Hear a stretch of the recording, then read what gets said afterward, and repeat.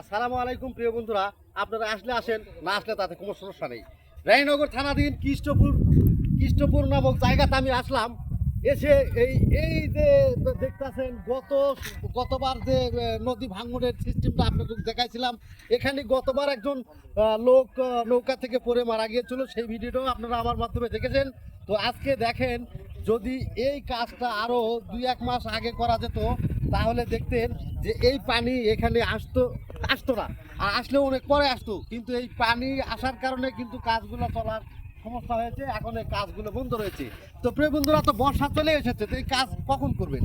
তো আসলে আমাদের ঊর্ধ্বতন যে উপজেলা ঊর্ধ্বতন কর্মকর্তারা আছে, তারা অবশ্য আমাদের এই কাজটা ধরতে দেরি করে ফেলেছেন। তো আসলে এই কাজটা এখন আর তোলা আমার মনে হয় সম্ভব না।